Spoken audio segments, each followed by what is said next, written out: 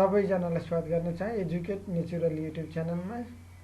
आज यो च्यानलले तपाईहरुमा आर्थिक वर्ष 77-78 को बजेट भाषण जुन यही हाम्रो जेठ 15 गते रह्यो त्यो सम्बन्धी रहेका महत्त्वपूर्ण कुरा अथवा हाइलाइट मैले तपाईहरुमा राख्ने छु र यो च्यानललाई सब्स्क्राइब गरिदिनु होला भन्दै म आजको टपिक तर्फ लाग्न चाहे। Finance minister Yuvraj Khatiwada presented the budget of RS 1474 1474.64 billion जुन हाम्रो फाइनेन्स मिनिस्टर युवराज खत्रीवडाजीले प्रस्तुत गर्नुभयो 77-78 को लागि अथवा 20-21 को लागि fiscal year. The major focus of budget is on reviewing the economy following the effect of COVID-19 pandemic जुन COVID-19 ले दिएको एउटा जुन सिर्जना गरेको पेन्डेमिक छ त्यसलाई चाहिँ हल गर्ने हिसाबमा बजेटले फोकस गर्ने कुरा यहाँ उल्लेख रह्यो। The government has prioritised the health sector in the work of corona virus crisis. The budget for the ministry of health and population is RS 90.69 billion for the physical year 2021 भनेर यहाँ उल्लेख रह्यो। भनेपछि महत्त्वपूर्ण कुरा के रह्यो भने हेल्थ को लागि चाहिँ यो आर्थिक वर्ष 77-78 को बजेट चाहिँ 90.69 बिलियन रहेको यहाँ जानकारी गराउन चाहे तपाईहरुमा। यसैगरी अर्को स्लाइडमा जुन गभर्नमेन्टले आफ्नो बजेटको ओभरअल समरी चाहिँ यहाँ प्रस्तुत गर्न खोजेको छु। ओभरअल समरी तपाईले यहाँ फिगरबाट इजिली बुझ्न सक्नुहुन्छ। गभर्नमेन्टले आफ्नो एक्सपेन्डिचर को बारेमा यहाँ कुरा गरेको छ भने रिसोर्सेस जुन खर्च गर्नको लागि चाहिने त रिसोर्सेस हो र दुईटा रिसोर्सेस एक्सपेन्डिचर र रिसोर्सेस यो दुईटाको कुरा गरेको छ। गभर्नमेन्टले रिकरेन्ट एक्सपेन्डिचरमा 64.4% खर्च गर्ने त्यो भनेको 948.94 बिलियन भन्ने कुरा उल्लेख गरेको छ भने फाइनेन्सिङ र क्यापिटल एक्सपेन्डिचरमा चाहिँ क्यापिटल एक्सपेन्डिचरमा चाहिँ 352.91 बिलियन त्यो भनेको 23.9% रह्यो भने 172.79 त्यो भनेको 172.79 चाहिँ फाइनेन्सिङमा त्यो भनेको 11% र यो ओभरअल 100% भयो। यो सरकारको खर्चतर्फ भयो भने ओभरअल एक्सपेन्डिचर भन्न सकियो यसलाई। र ओभरअल रिसोर्सेस चाहिँ 889.62 चाहिँ रेभिन्यू कलेक्सनबाट जेनेरेट गर्ने भन्ने कुरा टार्गेट राखेको छ भने फरेन ग्रान्ट र लोनको हिसाबमा पनि यहाँ छुट्याएको छ। फरेन ग्रान्टमा 60.52 बिलियन राखेको छ भने लोनमा चाहिँ 299.5 बिलियन। यसको वेटेज हेर्ने हो भने जस्तै एक्सटर्नल लोनमा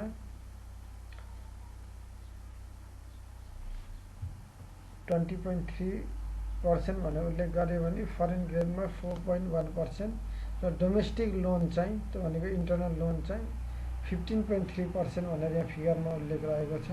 त्यसैगरी यसको ओभरअल एमाउन्ट भनेको 225 बिलियन हुन आउँछ। As compared to the fiscal year 1920, the budget size has been reduced by 3.8% while the economic growth in the upcoming fiscal year has been projected at 7%.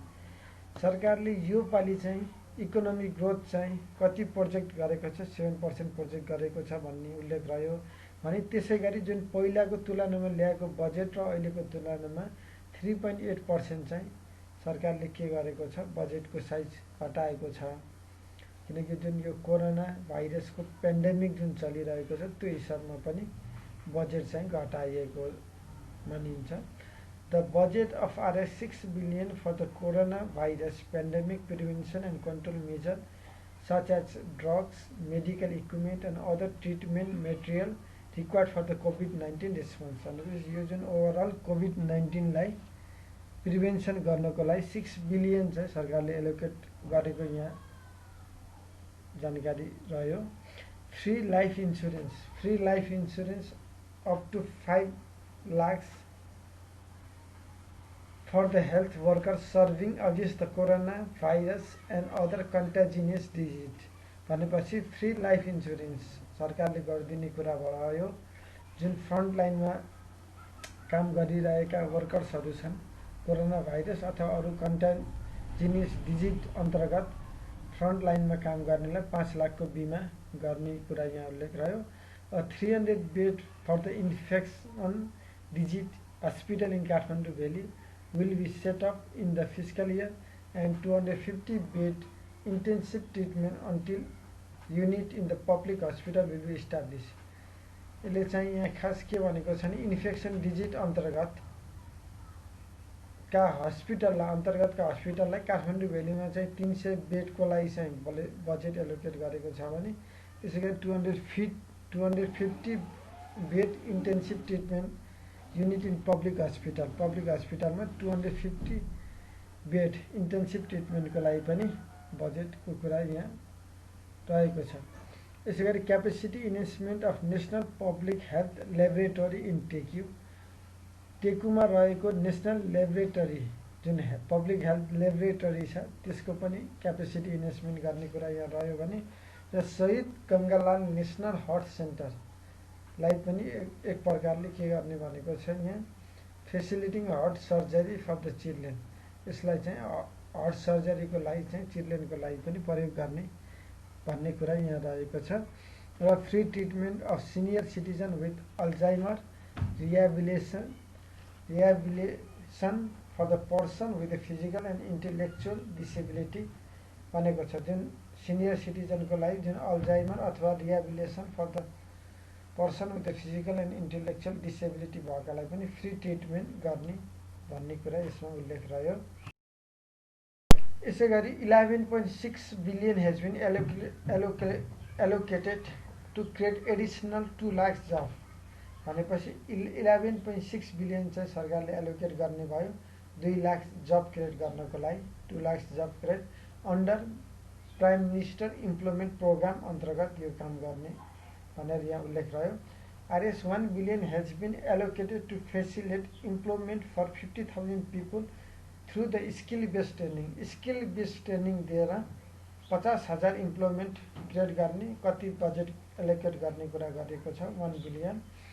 यसै गरी 4.34 billion has been allocated to provide skill-based training to 75,000 people in the coming fiscal year.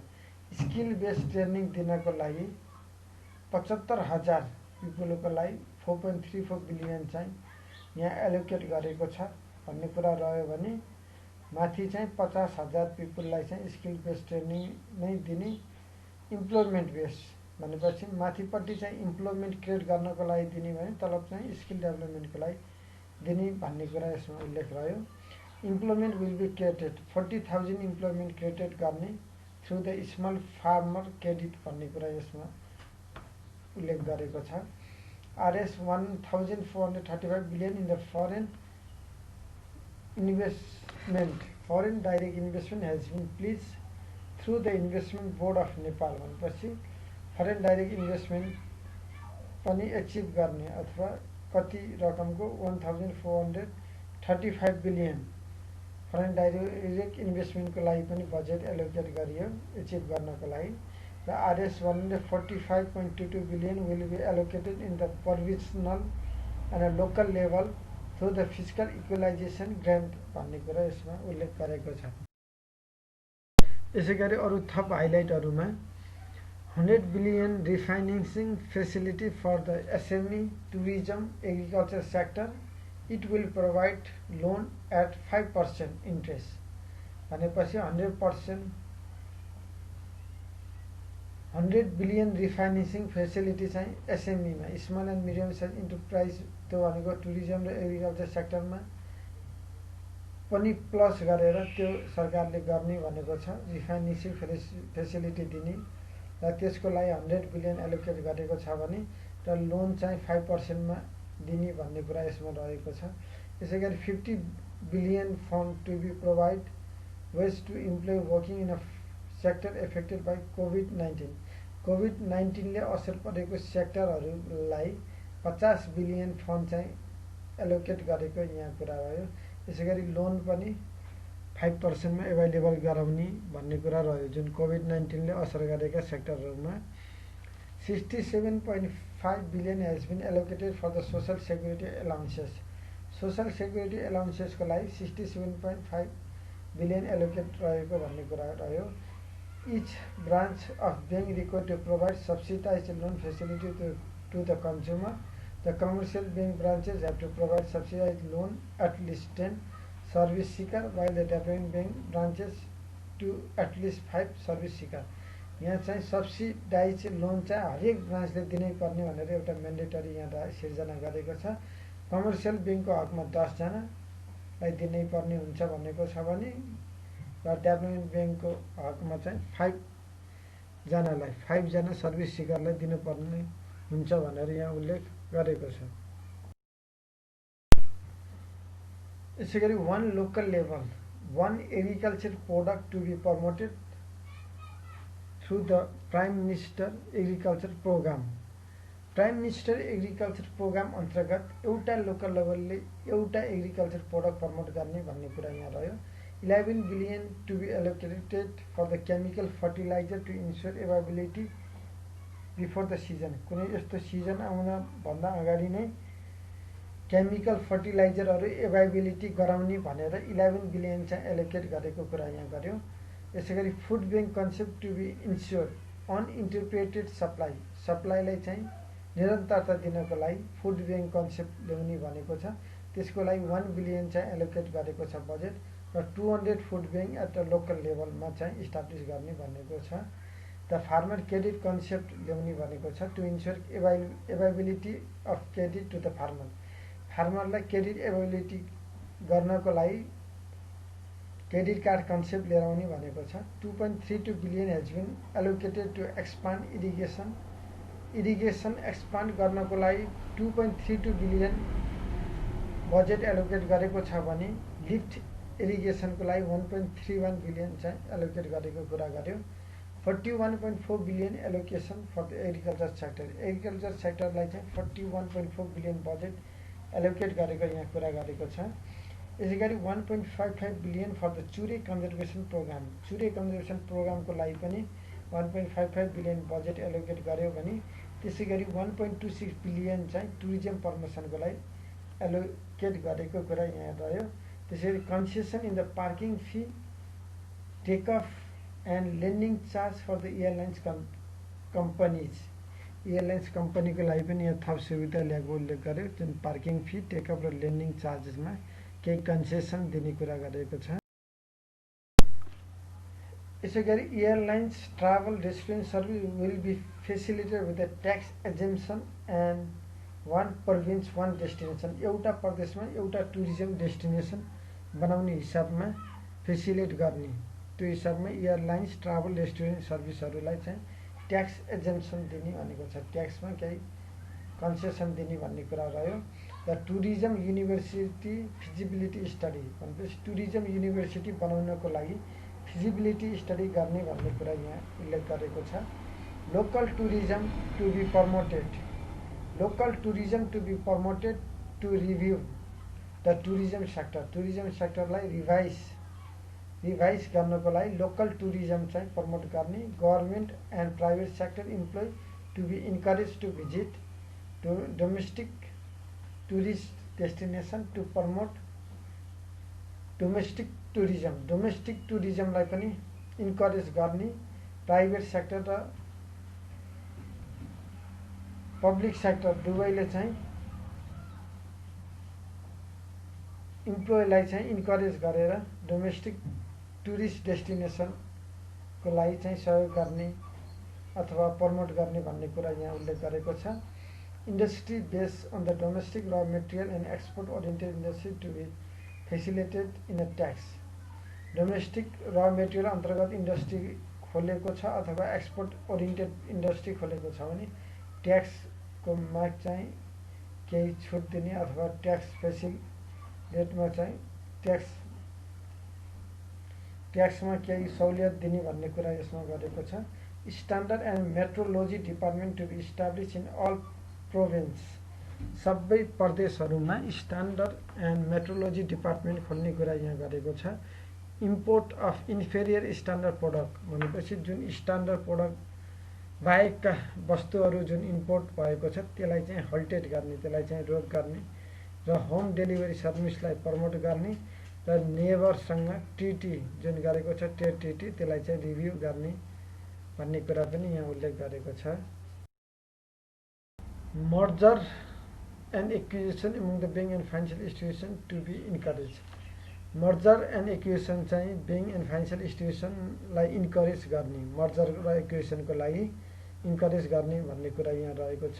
कन्सेसनल loan to be offer in an interest of 5%, 5% इन्ट्रेस्टमा चाहिँ concessional loan दिने भन्ने कुरा पनि यहाँ उल्लेख गरेको छ। Interest rate in the banking sector to be realistic बनाउने इन्ट्रेस्ट रेट ब्याङ्किङ सेक्टरको लागि भनेको छ। 50% subsidy on the premium of insurance concessional loan RS 13.96 to be allocated to the insurance premium of concessional loan.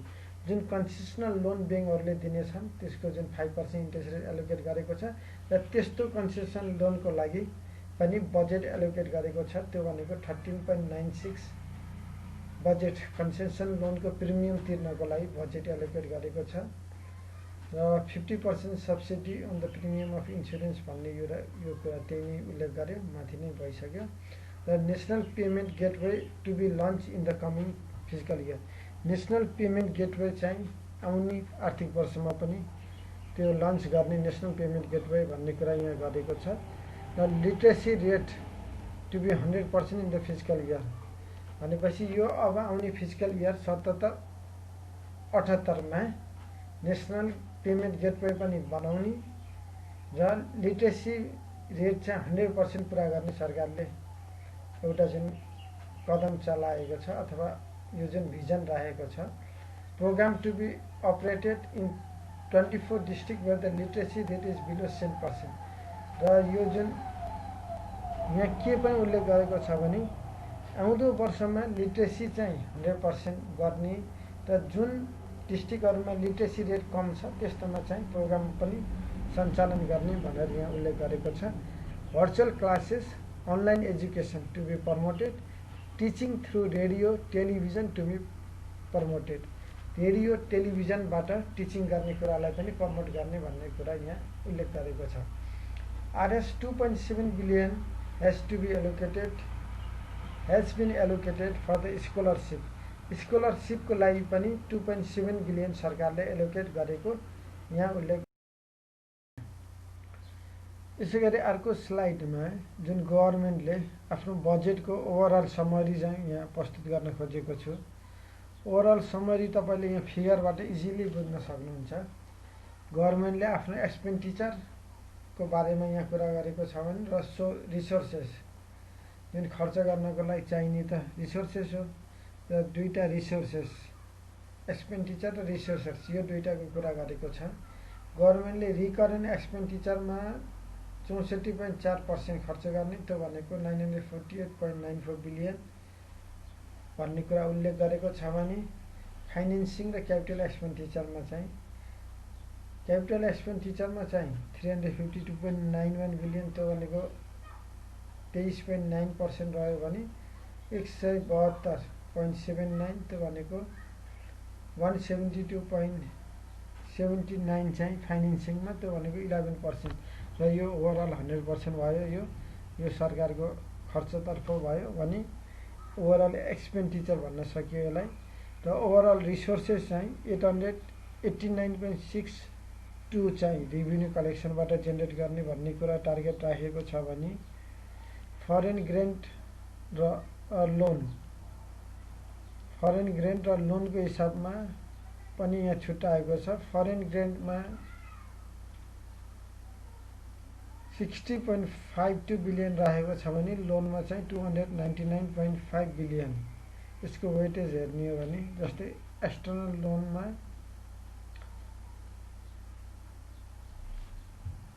20.3% भनेर उल्लेख गर्यो भने foreign ग्रान्टमा 4.1% र डोमेस्टिक लोन चाहिँ त्यो भनेको इन्टरनल लोन चाहिँ 15.3% भनेर यहाँ फिगरमा उल्लेख रहेको छ। त्यसैगरी यसको ओभरअल एमाउन्ट भनेको 225 बिलियन हुन आउँछ। यसैगरी 6.42 billion for the tunnel project. Tunnel प्रोजेक्टलाई पनि सरकारले बजेट छुट्याएको छ। त्यो भनेको 6.42 बिलियन चाहिँ टनेल प्रोजेक्टको लागि छुट्याएको छ भने रोड मेन्टेनेन्सको लागि 16.3 बिलियन, रेलवेको लागि 8.66 बिलियन, फिजिकल इन्फ्रास्ट्रक्चरको लागि 138.8 बिलियन र इन्टरनेसनल एयरपोर्ट कन्स्ट्रक्सन र कम्प्लिसन, त्यसलाई कम्प्लिट पनि गर्नको लागि कन्स्ट्रक्ट गरेर कम्प्लिसनको लागि 19.42 बिलियन छुट्याएको कुरा यहाँ गरेको छ। यसैगरी post earthquake reconstruction work to be completed within the physical year. अब आउने आर्थिक वर्षभित्र पोस्ट अर्थक्वेक रिकन्स्ट्रक्सन, जुन अर्थक्वेकले पारेको असरको रिकन्स्ट्रक्सन जुन गरिरहेको छ, अब आउने आर्थिक वर्षमा समाप्त गर्ने र त्यसको लागि 55 बिलियन चाहिँ बजेट एलोकेट गरेको कुरा यहाँ उल्लेख गरेको छ। 4G network to be expanded national wide. 4G network पनि नेसनल वाइड एक्सपान्ड गर्ने भनेको छ र FTTH को कुरा गरेको छ। FTTH internet service to be expanded across the country within the 2 year. 2 वर्षभित्र FTTH इन्टरनेट चाहिँ एक्सपान्डेड गर्ने देशभरि नै भनेको छ। जुन त्यो FTTH भनेको फाइबर टु द होम भन्ने रहेको छ। Public service announcement PSA advertisement from the online media as well भनेपछि पब्लिक सर्भिस एनाउन्समेन्टको जुन एडभर्टाइजमेन्ट छ त्यो चाहिँ अनलाइन मिडियाबाट पनि गर्ने कुरा गरेको छ। र free COVID-19 insurance for the civil servant worth 1 lakh for the next 1 year. Civil सर्भेन्टहरूलाई 1 लाखको चाहिँ COVID-19 इन्सुरेन्स गर्ने नेक्स्ट 1 इयरको लागि भनेर यहाँ उल्लेख गरेको छ। यसैगरी अब जुन मेजर सेक्टरमा जुन सरकारले एलोकेट गरेको बजेटको समरी यहाँ मैले तपाईँहरूमा राखेको छु। जस्तै मेजर सेक्टरमा हेर्ने हो भने यहाँ जुन तपाईँले टोटल बजेट हेर्न सक्नुहुन्छ। जुन टोटल बजेट 1474.64 बिलियन रहेको छ। अब जुन रिकरेन्ट एक्सपेन्डिचर, क्यापिटल एक्सपेन्डिचर र फाइनेन्सियल म्यानेजमेन्टमा जुन रहेको छ, यो जुन मैले पहिला पनि यो अघिल्लो स्लाइडहरूमा पनि कुरा गरिसकेँ। जुन क्यापिटल एक्सपेन्डिचरमा 352 बिलियन, फाइनेन्सियल म्यानेजमेन्टमा 172 बिलियन र रिकरेन्ट एक्सपेन्डिचरमा 948 बिलियन। सबभन्दा धेरै बजेट चाहिँ रिकरेन्ट एक्सपेन्डिचरमा रहेको छ, त्यसपछि क्यापिटल एक्सपेन्डिचर र फाइनेन्सियल म्यानेजमेन्ट। र जुन मेजर सेक्टरहरूमा बजेट कति रहेको छ भन्ने हिसाबमा यहाँ जुन प्रस्तुत गरेको छु, जुन तपाईँलाई हाइलाइटले सजिलो होस् बुझ्नको लागि भनेर। र मेजर सेक्टरमा सबैभन्दा बढी बजेट चाहिँ कुन सेक्टरलाई एलोकेट गरेको छ भने एजुकेसन, साइन्स एन्ड टेक्नोलोजीलाई 171.17 बिलियन अथवा 171.17 बिलियन। त्यसपछि कसमा बढी एलोकेट रहेको छ भने हेल्थ सेक्टरमा चाहिँ एजुकेसनपछि हेल्थलाई नै प्रायोरिटी दिएको छ सरकारले 90.69 बिलियन र सोसल सेक्युरिटी 76.5 बिलियन। त्यसैगरी ड्रिङ्किङ वाटर एन्ड सेनिटेसनमा 43.10 बिलियन र एग्रिकल्चरमा 41.40 बिलियन भने हाउसिङ, बिल्डिङ एन्ड अर्बन इन्फ्रास्ट्रक्चरको लागि 37.80 बिलियन चाहिँ बजेट चाहिँ मेजर सेक्टरहरूमा यसरी एलोकेट गरेको छ। सबैजनालाई आजको जुन बजेटको बारेमा, जुन आर्थिक वर्ष 77-78 अथवा 2021 सम्बन्धी जुन सरकारले बजेट प्रस्तुत गरिसक्नु भएको थियो हाम्रो अर्थ मन्त्रालयबाट युवराज खत्रीवालाज्यूले, त्यो बजेट अन्तर्गतका केही महत्त्वपूर्ण हाइलाइटहरू अथवा महत्त्वपूर्ण नोट सम्बन्धी तपाईँहरूमा मैले आज प्रस्तुति दिएको छु र तपाईँहरूले यस च्यानललाई मन पराइदिनु भएको छ र आगामी दिनहरूमा पनि मन पराइदिनुहुन्छ भन्ने कामना गर्दै र आगामी दिनहरूमा पनि भिडियोहरू अवश्य तपाईँहरूमाझ आउनेछन् भन्दै तपाईँहरूमाझबाट बिदा माग्छु। कोरोनाको त्रास पनि फैलिरहेको छ नेपालमा। दिन प्रतिदिन बढ्दै गएको अवस्थामा सुरक्षित रहनुहोला, घरभित्रै रहनुहोला र जुन बस्नको लागि बस्नको लागि प्रयोग हुने साधनहरूलाई चाहिँ निरन्तर प्रयोग गर्नुहोला भन्दै तपाईँहरूमाझ बिदा माग्छु। हस्त, धन्यवाद।